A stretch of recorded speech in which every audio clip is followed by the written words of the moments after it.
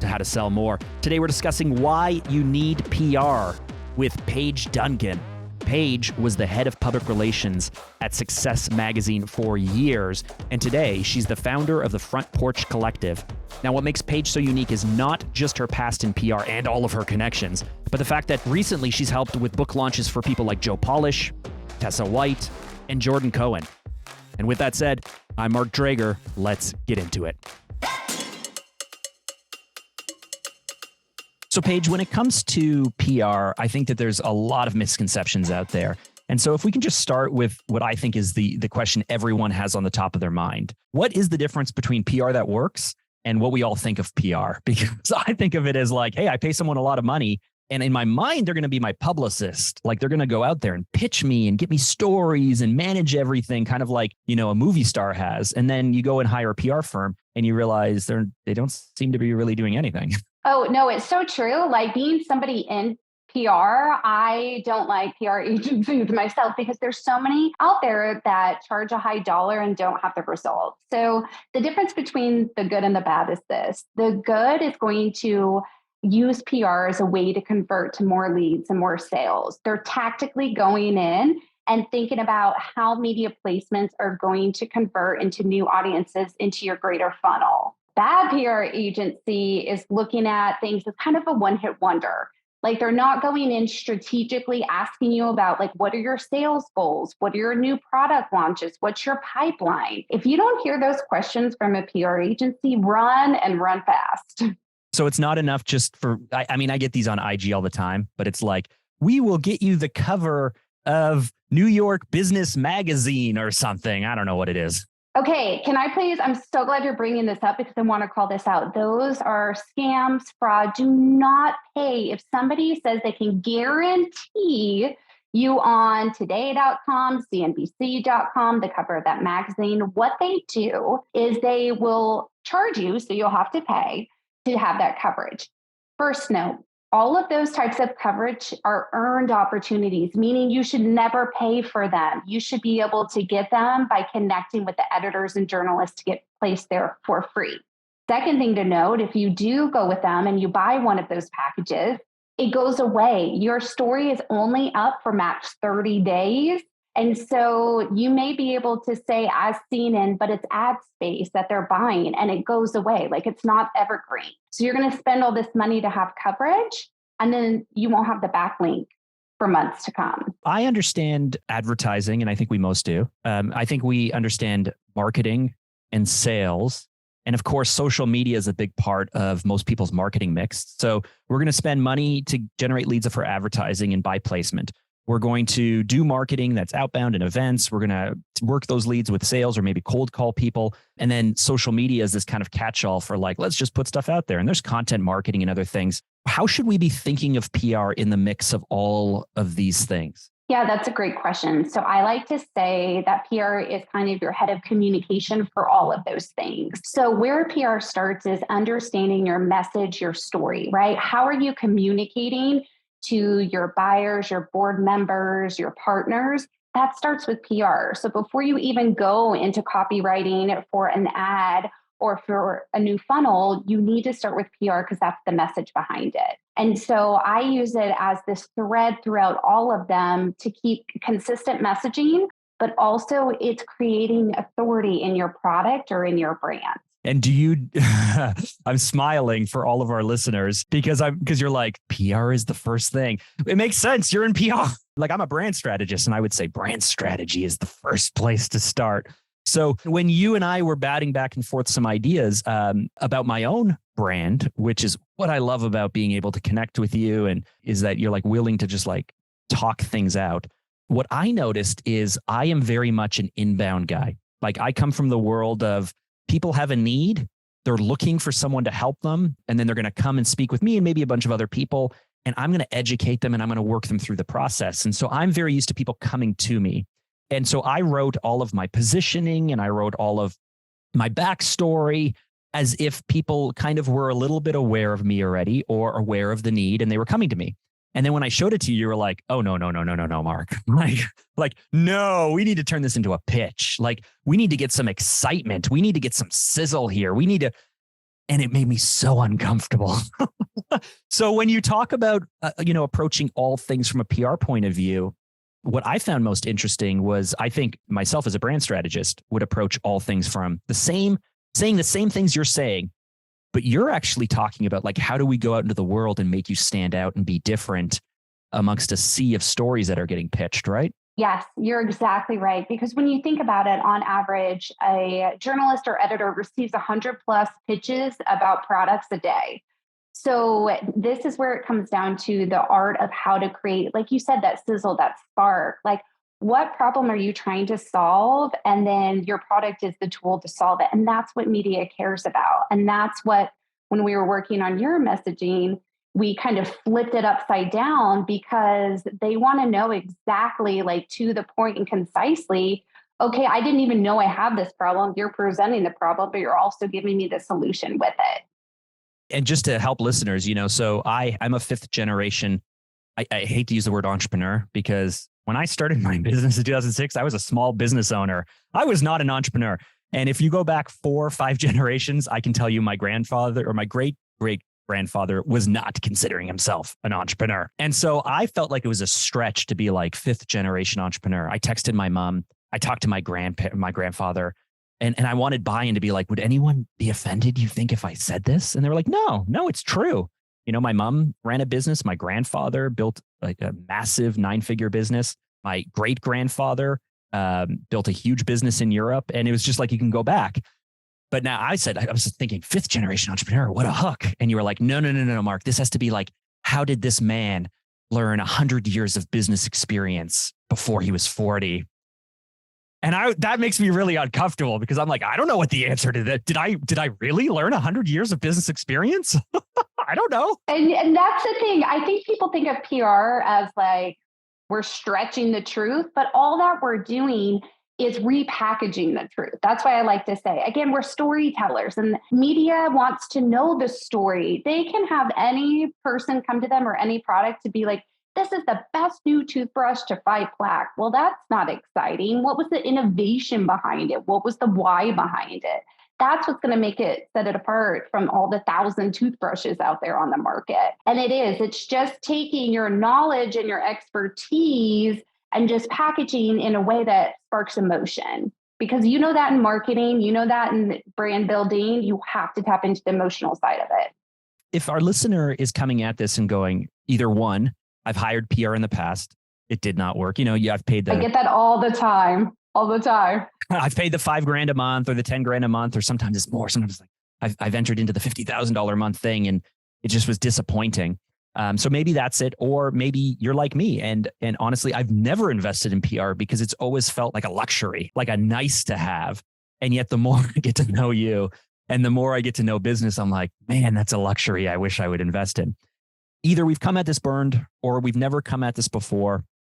If someone is approaching you, what should they do? Like, what are the steps that they should do to get the most out of the money spent or the relationship of working with you? Yeah. So here are the questions that I teach to ask every publicist or agency that you work with. Number one, how many active clients do they have right now? Because that's important. If you're going to pay a large sum of money and be one of probably 40 clients, you know that time allocated to you is going to be a much smaller chunk, which probably means the return is going to be that small too. So it doesn't mean that you can't go with a big agency, but make sure your account manager, you know how many clients they have at one time. And what's the perfect amount in your opinion? 6, 8, 10? Oh, the perfect amount, I would say anywhere from 3 to 6, right? Oh, even less. Okay. Well, that's where, especially when I'm talking about kind of your business owners and entrepreneurs, that's where you want to be as you're building, right? As you're continuing to grow, because you are going to need more of that hand holding, and you want more of that relationship one-on-one. Because the bigger you go, the less one-on-one it becomes, and the more just machine it becomes, which is great in some aspects. But if this is your first endeavor or you've been burned by it in the past, you need to kind of step back and start from square one. So that would be number one.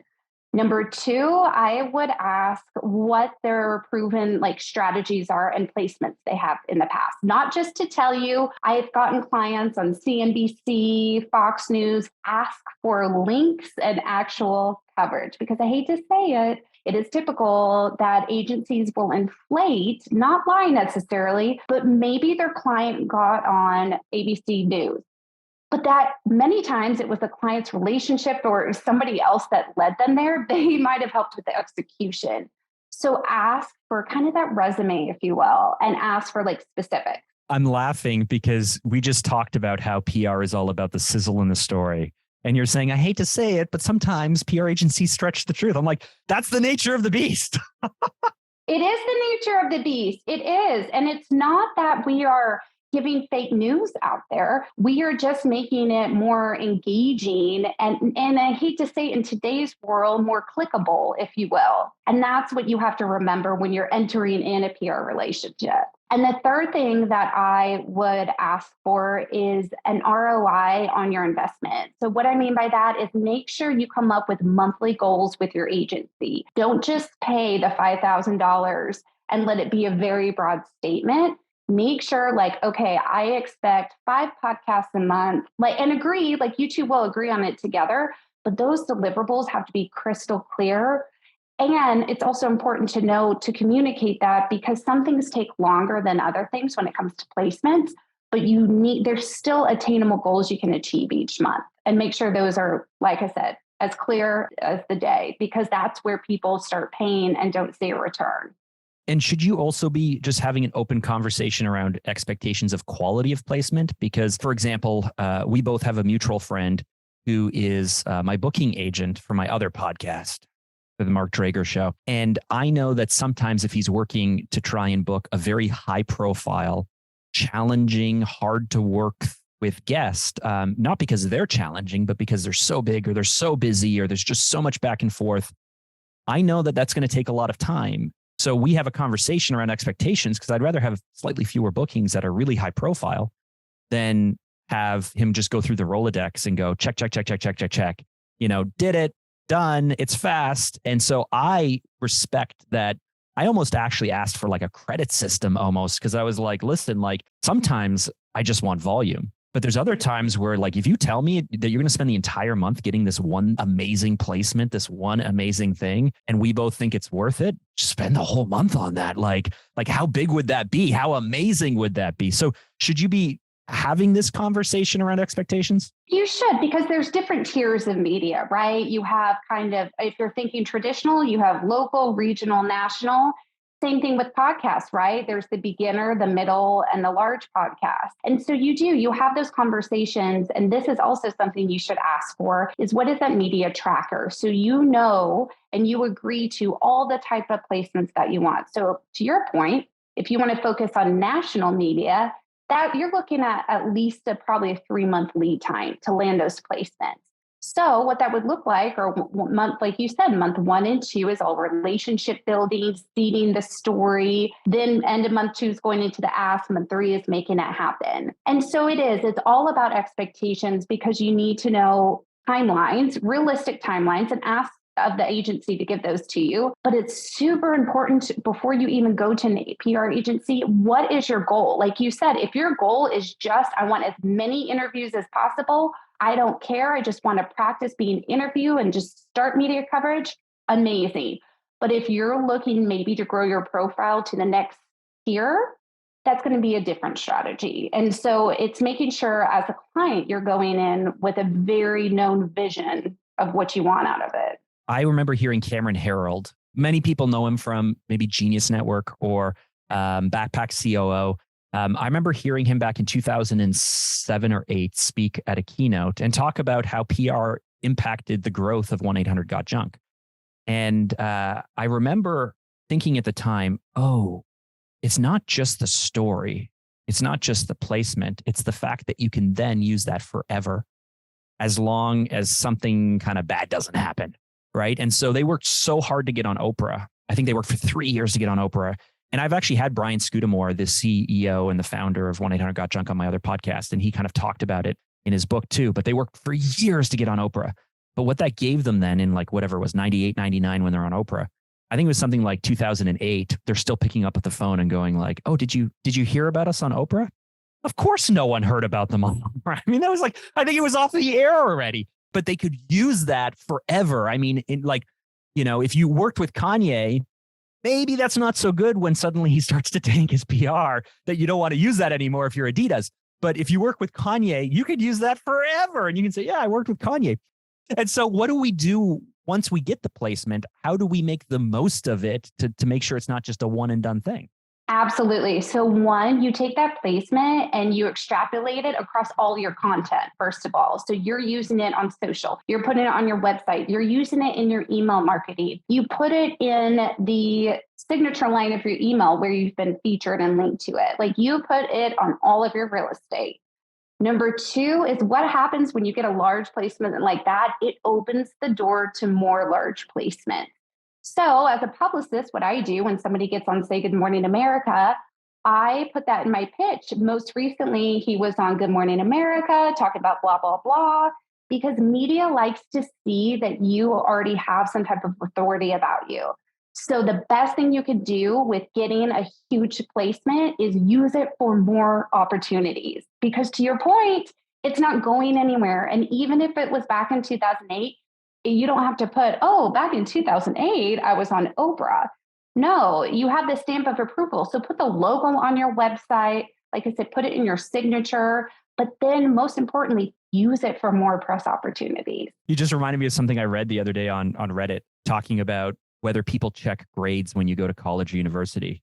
And there was a joke that said, what do you call the lowest grade graduating medical student? Doctor. And so it's a bit like, so it was a long time ago. Who cares? Let's just keep using it. This is so good. Now, I noticed you said as a publicist. And so earlier on, I was saying like most of us expect our PR agencies to be publicists. So have I just miscategorized you for all this time that we've known each other? No, it's guys, I know it's so confusing. It's very interchangeable. Typically in the past, you would think publicist as someone in the entertainment industry, right? Working on bookings for movies, celebrities, etc. Nowadays, PR professionals and a publicist typically are along the same line. Now, the difference though is there are PR agencies that cover all different kinds of PR, crisis communication, corporate messaging, mergers, acquisitions, etc. That comes from a traditional PR agency. A publicist is also a PR agency. We're all just getting the message out there for you and growing your awareness and influence. So those names go interchangeably because publicists typically represent talent and a PR agency represents brands, but nowadays it's fluid, the same. Okay, very cool. This is the How to Sell More podcast. And so I know that we're talking right now about PR, and I'm coming with a ton of bias at this. I'm thinking like, most people are probably not starting with this. Most people are probably just, maybe a little bit uncomfortable with it. And I'd be interested, if you're listening to this and you're like, I started with PR right away and it grew my company, send us a message and let us know. I want to find out how that worked for you. Yeah, we want the success stories too. I know. But if PR is being done right, how can we for sure say that doing PR well will lead to more sales? Oh, the $1 million question, right? Like, how can we track PR? That has always been a really hard thing to do until recently. And what you need to do is tie any type of PR activity to a call to action. So whether that be having them sign up for your email list, having them download, a free product, having them go to a certain landing page. And that's what a lot of our clients will do is create a landing page that we drive traffic to so we can start to see where that conversion begins. You've got to tie it to some type of action because otherwise PR, well, yes, you may see more followers spike, right? That doesn't necessarily convert to sales. If you have a product though, you can also see a spike in sales the same day an interview goes out. And that's a great way to correlate the two together.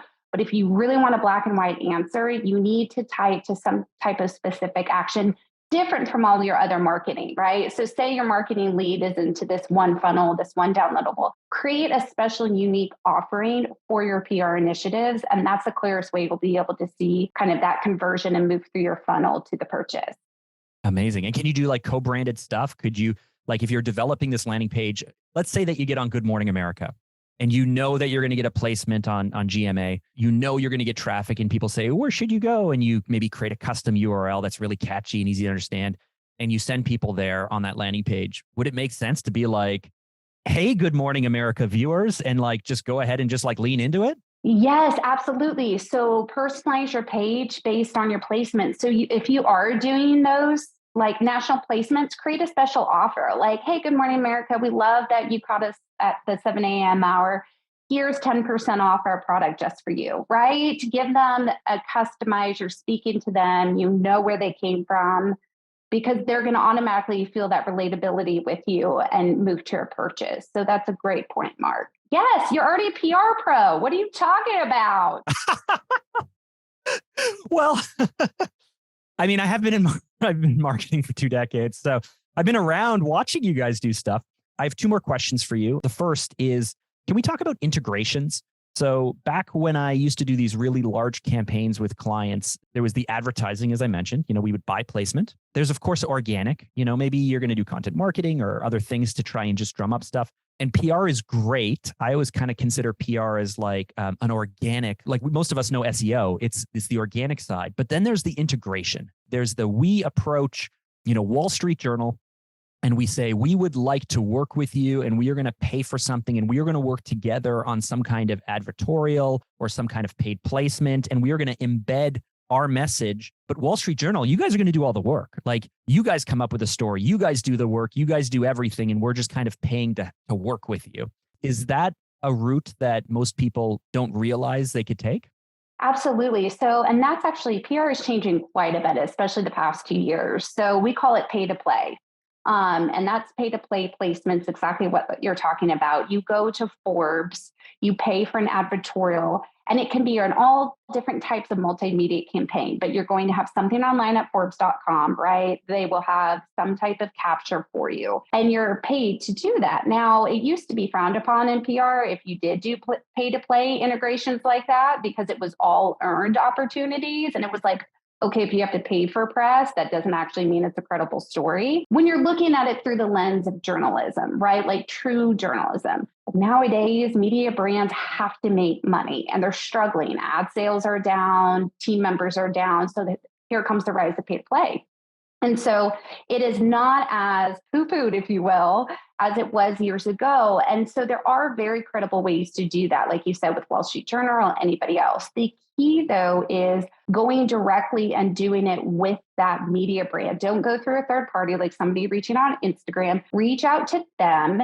And like you said, it will be a partner package where you guys will create the story together. You'll create that CTA together. It's a wonderful way to track also leads, doing a paid opportunity, because you have double the platform to be able to capture users from. I would say that should be maybe 20% of your strategy. The bulk of your strategy should still be free earned PR. But if you have a product launch that you're like, I need to get this out into Entrepreneur, Fast Company, Wall Street Journal, and I want guaranteed, budget it, but also know it's really expensive. It's not cheap. You're going to pay way more for that placement than your PR agency. So just remember that. Yeah. We're talking high five figures, six figures type of fees for these things. But that's the world I used to come. I used to come from the world where they'd be like, we have no budget to make anything, but we're going to spend $3 million on ad placements. Like, okay, cool. Yeah. We're going to spend $700,000 on an integration with a national publisher. Oh, can you give us some of that money to make the stuff that's going to go in there maybe? It's so true, but this is where PR and marketing work so closely together, because you may have only earmarked a very small budget for PR. Well, any type of those pay to play opportunities come from your marketing budget. So you have a much bigger pool you can pull from and hit two birds with one stone, advertising and coverage together. So that's where the real benefit comes from. It's so good. And I'll also point out that part of what I love of working with someone like you is there's not only the direct benefit of you working with me to shape the story, to shape how we need to be perceived, to go out into the world, to pitch us, to get the extra stuff. That's the initial benefit. We've already touched kind of on the second benefit, which is once you have the placement, you have it forever. And you can always leverage it and mention it after the fact. But there's also this transformative effect. Like you gave me language that I'm not quite comfortable with. But, in September, I'm at my next mastermind event and I'm there, maybe I'll test it. Maybe I'll roll it out. Maybe I'll get more comfortable with it. And it bleeds into our sales. It bleeds into how I present myself or the opening of the walk-on to get on stage or networking or whatever it is. once you have that persona and you grow into it and other people are seeing you that way, you can leverage this messaging or this story in all of your other areas of marketing and advertising and sales as well. And I think that's the power in it. It also, like you said, there is a psychological effect that it has once you've kind of really come in and owned it, because you've got to believe, if you do not believe you are the expert or have an amazing product, it's just not going to sell and it's not going to come across in interviews. And so there is this effect that you have to truly live and breathe your message. And you know this, Mr. Marketing, in all that you do, right? Both front facing and behind the scenes. And there is no better way, just as you test marketing copy, you want to test PR pitches too. And there is no better audience than your audience that you already have. So because they are loyal, they're dedicated, they're in the trenches with you. So bring it to them, see the reaction before you try to attract new people into it. And if it has a negative response, that's a lot bigger of an impact in attraction of new. So do market tests. I mean, it's just like email marketing, right? And you do A/B testing. We do the same with our pitches. Typically for one client or one brand, I have 3 to 4 pitch angles, completely different from each other, because it takes that many angles to really see what lands. And depending on the type of media you're talking to, you're going to be flipping, you're going to have the core message, but you're going to be flipping the pitch to fit. Like if it's a business, if it's specifically marketing, if it's more aspirational, right? I'm thinking of you and your story. We're going to talk about it complete 3 different ways, but it also gives me a way to test 3 different angles. Oh, Paige Dungan, you are amazing. Okay, final question for you. This is the How to Sell More podcast. So whether it's related to PR or not, what is your number one tip for selling? Relationships, build relationships. And that's not coming from just someone in PR because that's all I do. That is critical, is having genuine, authentic relationships and continuing to grow them, not stopping with just what you have. All right, what a way to end the conversation. That was jam-packed full of advice. Thank you so much, Paige. Let's move on to wrap things up with our 3-point takeaway. Number 1, nothing will provide more credibility for you and your business than third-party press. Third-party credibility, other people saying that you are awesome. And a PR agency is going to be able to help you do that, especially if you follow Paige's advice and find the right one. Number 2, there are different types of PR agencies. And if you're looking for a publicist or for press, if you're looking for someone to help you with crisis management or whatever it might be, you need to find the right agency for you. And on top of that, that doesn't mean the biggest agency out there. Finding a small team, finding the right team, and making sure it's a good fit is what you need. And number 3, you have to tailor your PR strategy around your goals. It's vital to not only start out with the right strategy, but to reassess that strategy over time, taking into account things like market changes or how you evolve your brand, and even feedback from your followers, from your customers, and your team. I want to thank Paige for joining us today. You can learn more about her on Instagram under her handle @thePaigeDungan. At the same time, while you're there, why not give us a follow as well @SalesLoopBrand. And one last thing, if you've made it this far into the show, you probably should subscribe. Why? Because each week I share practical strategies and tips, just like what Paige shared with us today, to supercharge your business and boost sales. With that said, I'm Mark Drager. Go out there, conquer your sales, and I will catch you in the next one.